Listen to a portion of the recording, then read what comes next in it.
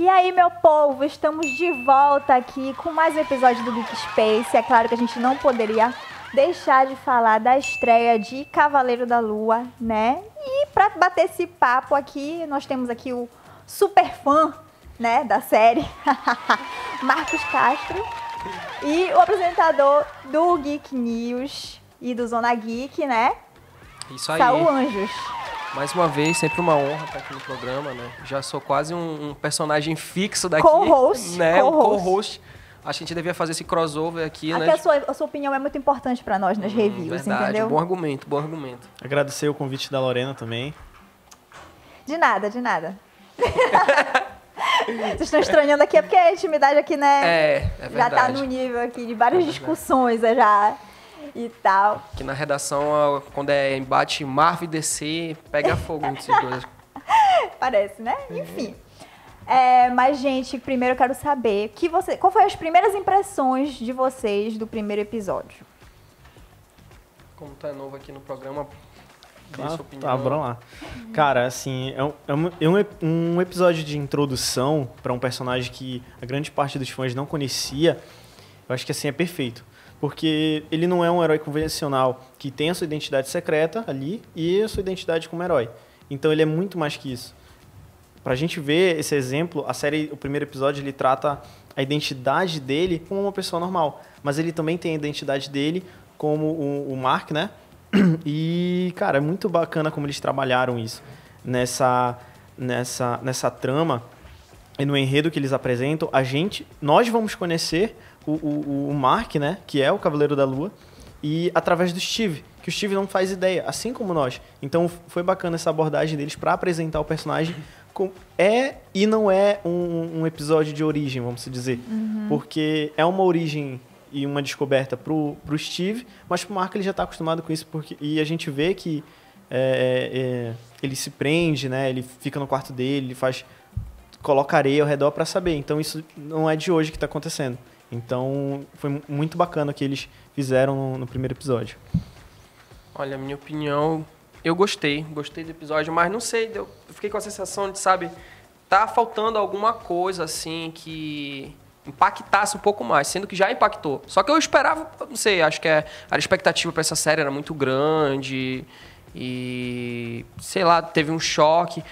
Mas assim, eu considero esse primeiro episódio o melhor até agora das séries da Marvel. Foi a melhor estreia de uma série da Marvel, assim, porque a gente já percebeu que a Marvel está começando a produzir um pouco mais os produtos dela com essa questão de violência, porque tem o choque de identidade do Steve com o Mark. Então, quando ele tem aquele apagão, a gente já consegue ver que, aparece sangue nas outras produções da Marvel, nas séries não tinha. Então, a gente já sabe que a pegada dessa série vai ser um pouco mais violenta. Eu gosto dessa abordagem. Uhum. Eu acho que... Porque primeiro, né, o que a gente estava esperando, né?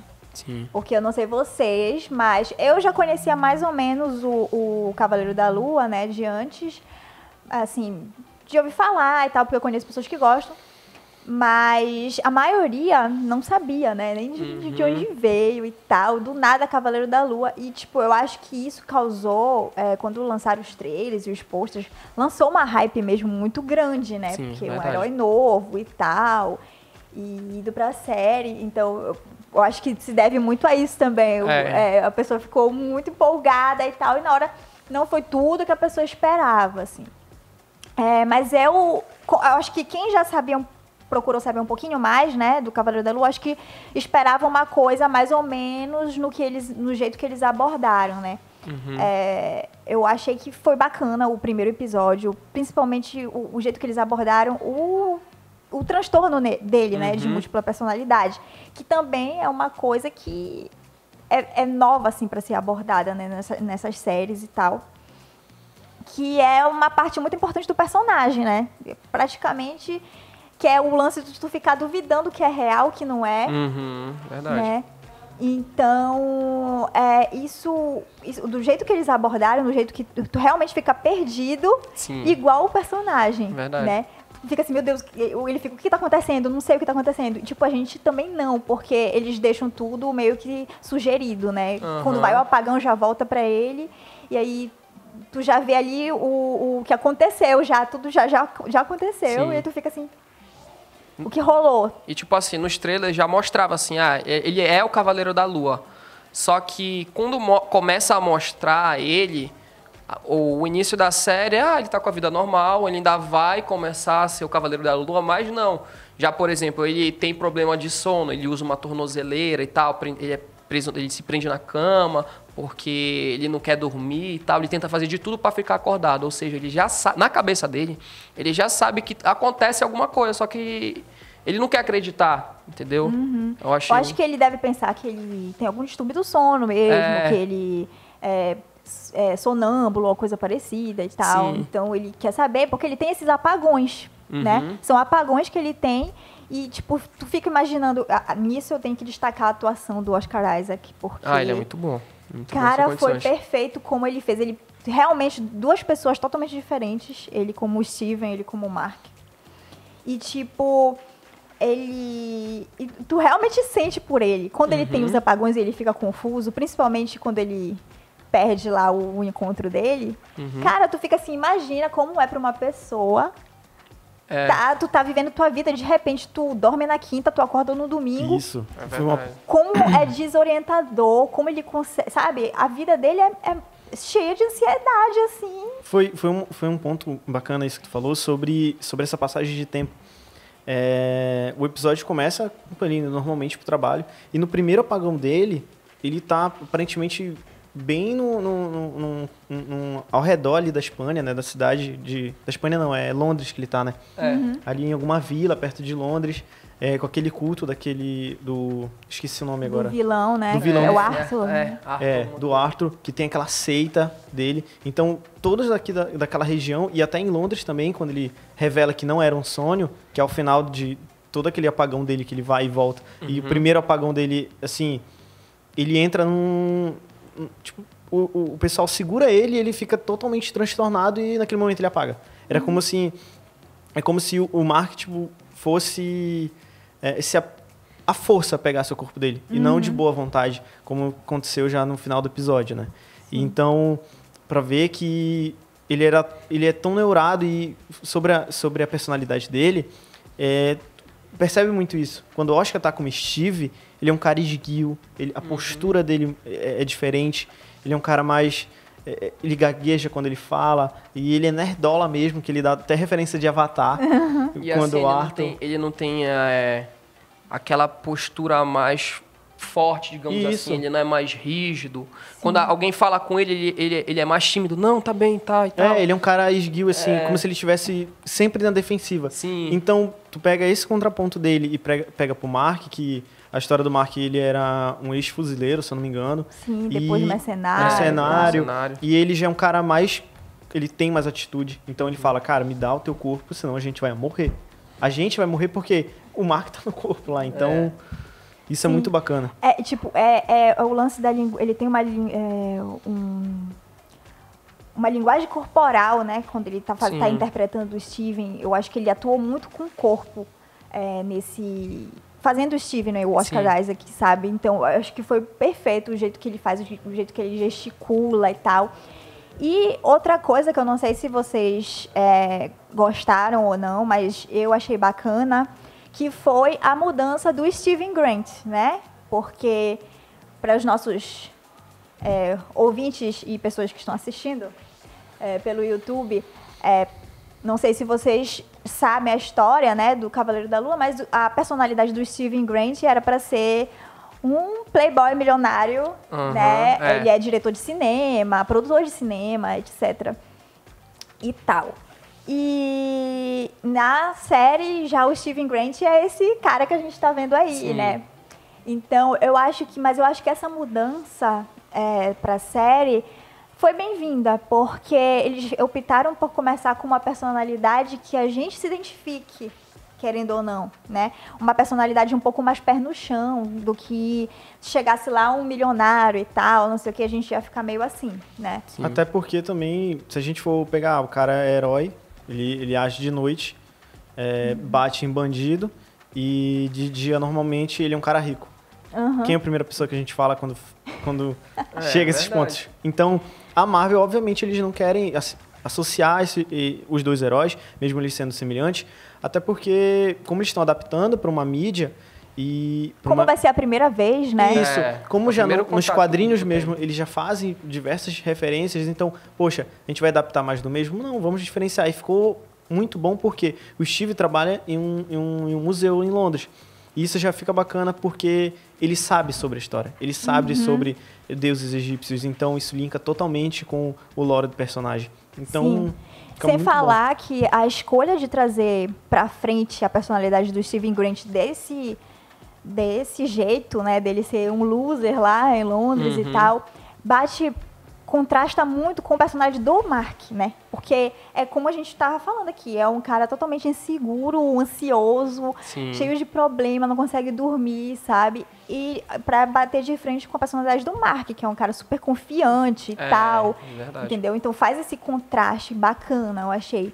Sem falar que, como tu estava falando, já entrando nessa parte da lore do personagem, dele conhecer as coisas, porque ele trabalha no museu e tal, eu fico pensando, porque eu não sei se até que ponto a série vai adaptar as loucuras do Cavaleiro da Lua, né? Então, a gente não sabe. Até o que a gente vê no primeiro episódio, aparentemente as coisas são reais. Existe mágica, existem os deuses do Egito e tal, entendeu? Existem os avatares, etc e tal. Nos quadrinhos, tem essa coisa que tu não sabe se realmente é real, se ele tá imaginando que ele fala com os deuses, entendeu? Se existe isso. Se ele é um cara que só apenas se veste tá transtornado, entendeu? Então, nessa parte, se eles forem abordar esse lance do que é real, o que não é, eu acho bacana, porque ele fica acordado de noite, vendo coisas sobre a mitologia, e até que ponto ele ficar obcecado com essa pesquisa não traz para o subconsciente dele as coisas do Egito, e por isso ele imagina que ele fala com um Deus Khonshu, que tem a galera do Egito, entendeu? Falando em Deus, o Deus ali que dá os poderes ao Cavaleiro da Lua aparece. Ele realmente aparece ali e tem uma cena muito bacana que é a do elevador. Gente, uma cena muito boa. Eu adorei essa vibe terror. Deu uma vibe bem terror assim, cara. O Oscar Isaac, a cara que ele faz é muito boa. É bem Fred Krueger, né? Quando a galera dorme. E pontuando isso, acho que a gente falar sobre o GC do filme, os efeitos visuais. Eu achei ok. Há momentos ali que tu fala, cara, isso aqui tá muito borrachão. Tá meio borracha, tá meio assim, estranho. Tu sente uma estranheza. Mas acho que, de resto, cara, eu achei perfeito. Eu acho que a parte que mais me incomoda, que dá pra perceber um pouco do CGI é a parte que ele tá no carro e tal, da perseguição, né? Que dá pra ver que a paisagem de fora e tal, meio assim. Mas perseguição é muito bom, inclusive. Mas nisso, eu acho que é uma coisa que vem totalmente o mérito do Oscar Isaac, porque ele tá atuando ali tão bem, que tu fica tão imerso na atuação dele, no que ele tá sentindo, que tu não liga pros efeitos, né, do que tá passando. Isso, tipo, é um mérito completamente dele. É verdade. E eu acho que esse lance da ação também, eu acho que nos próximos episódios a ação vai pegar mais quando a gente tiver... não sei se... Eu acho que a gente vai ter algumas partes que a gente vai ver pela personalidade do Mark, né? E aí, nesse caso, a gente vai poder ver a ação e tal. Eu acho que quando a gente estiver com o Steve Grant, a gente vai ter o apagão junto com ele, assim. Eu acho que, assim, esse daí eu até comentei com o Saul antes, né, que... Por que eles não mostraram as lutas? Porque a gente tá conhecendo o Steve ainda. A gente quer essa dúvida. Quem é que assume o corpo dele? E no final, não é à toa que ele poderia ter apagado, mas não. Ele aceitou o Mark de boa vontade e se transformou no Cavaleiro da Lua. Então, acho que a partir do segundo, a gente não vai mais ter os apagões. Acho que, pra mim, os apagões, eles foram ali mais pra apresentar o Steve, pra ver... Porque agora ele vai concordar, né? Isso, ele vai concordar, ele vai aceitar. Então, acho que aquilo foi mais pra apresentar o personagem e mostrar a dúvida e o medo que ele tinha quando ele perdia a consciência nele. E não é à toa que, quando ele voltava, cara, o pessoal tava no chão já sanguentado e ele com a mão cheia de sangue. Então, pra mostrar, né, que o medo que ele tinha. E agora, como ele aceitou, acho que agora nós vamos ver as cenas com o Mark, as cenas de luta. E eu acho que até para o primeiro episódio também, para cortar gastos, né, custo, acho que foi uma estratégia bacana, né? Não, eu acho que foi realmente pra te deixar desorientado, assim, no primeiro episódio e tal. Mas eu fico pensando desse lance do Mark, assim, cara, porque, enfim, a personalidade do Mark, né? Eu acho que a gente vai ter, eu acho que a partir do segundo episódio por aí, já a história e tal, e como ele se tornou o Cavaleiro da Lua. Porque, por exemplo, o apagão que ele tem lá com a galera do culto, só volta e ele já tá com sangue e tal. A gente não vê como ele derrotou os caras. Sim. E o apagão do final, né, ele já se transforma no Cavaleiro da Lua. E aí eu fico pensando, nesse apagão do final ele tava sozinho, né? É um ponto que eu sempre boto aqui, porque eu quero ver a loucura do Cavaleiro da Lua. Tipo, nesse último apagão ele tava sozinho. No apagão que ele tava com a galera... Ele não aparentou se transformar no Cavaleiro. Entendeu? Porque se ele tivesse se transformado no Cavaleiro da Lua, a galera do culto lá ia falar, pô, o cara do vilão ia falar, mano, que isso? Sim, entendeu?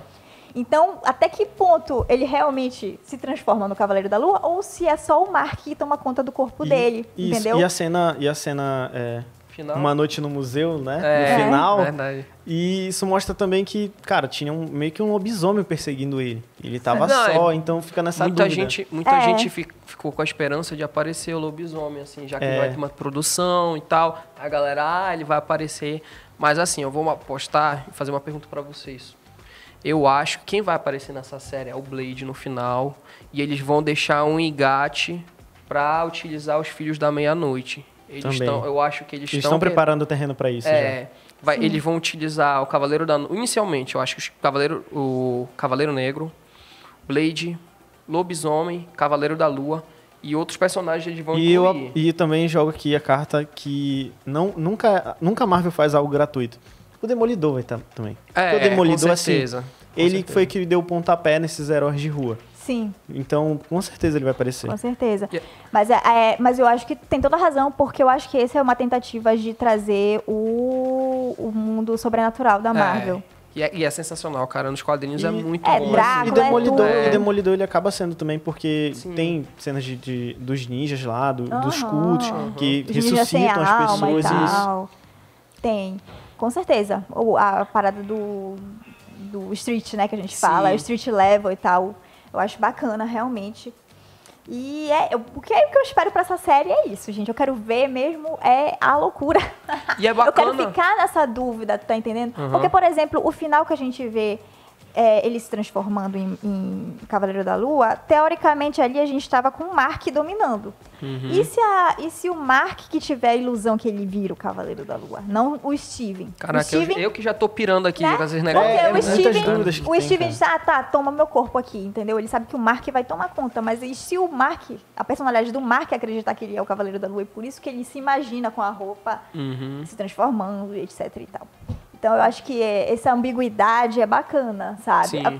Eu não sei, se eles forem trazer as coisas mágicas e tal, talvez eles coloquem a magia como real, realmente, não coisa da cabeça do Mark, né? Mas eu acho que funciona também a gente ver, por exemplo, as coisas serem na cabeça dele, mas a magia ser real, sabe? Mas, tipo, ele não tem poder, ele acha que ele tem. Sabe? Esse tipo de coisa também é bacana. Eu quero ver no segundo episódio se eles vão mostrar que ele é porradeiro ou se ele vai ter algum poder aí no meio. Eu quero ver mais. Eu acho que foi um dos pontos assim que eu senti mais falta.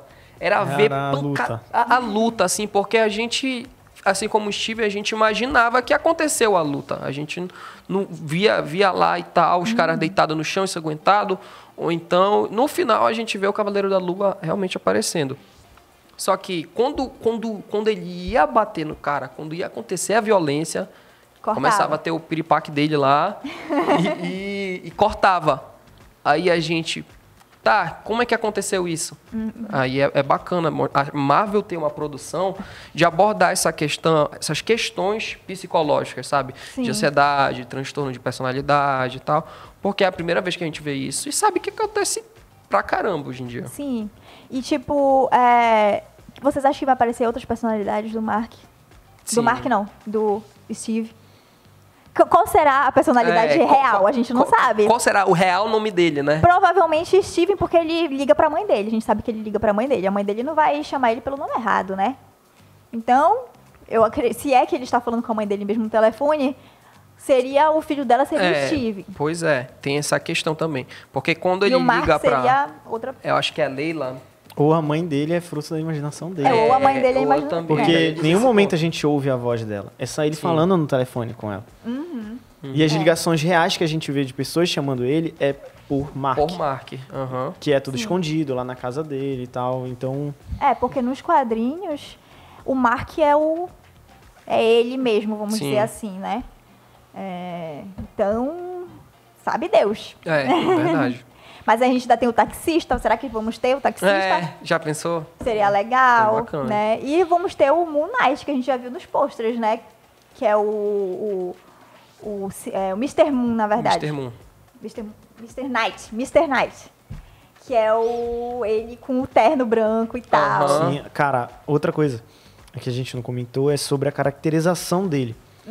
A gente vê nos quadrinhos aquele colã todo branco e tal, e aquilo é meio estranho. E eles conseguiram adaptar muito bem, como as faixas, imitando a múmia, tudo bem egípcio. E o do Mr. Knight, caracterização dele perfeita também. Igualzinho nos quadrinhos. Já ia falar, tá idêntico. Tá idêntico. O smoke branco, todas essas coisas, eu gostei muito da caracterização. Eu quero ver qual vai ser essa personalidade dele, se ele vai abordar um lado mais detetive e tal, como é que vai ser. Eu tô ansiosa. Infelizmente, nosso tempo acabou, nosso editor de vídeo já tá parando. Não, vocês vão continuar muito. Não tem como, cara. Mas assim como o Cavaleiro da Lua, para deixar um gostinho de quero mais aqui, mais pra frente. Eu espero que vocês tenham gostado da nossa análise aqui. A gente também tá ansioso para os próximos episódios. Olha, eu posso deixar já o convite, assim, se a Lorena me permitir, claro, de um podcast futuramente para falar sobre o filme do Doutor Estranho, que vai estrear dia 5 de maio. Com certeza, aqui todas as estreias vamos ter Sonic também, galera. Sim, Sonic. Tá, que vai ser o melhor filme do ano, já falo. O primeiro foi ótimo também. Eu ainda não assisti o primeiro, Eu tô na correria pra tentar incrível, assistir. Cara, tô assistindo aquele filme. Maravilhoso. Então, fiquem ligados que semana que vem tem Sonic aqui, tá? Vai ter a review de Sonic. Então, obrigada pela participação de vocês. Lorena. Espero que voltem mais vezes, né? Para as outras séries da Marvel que ainda vão estrear também. Com certeza. E é isso. Beijos e até a próxima.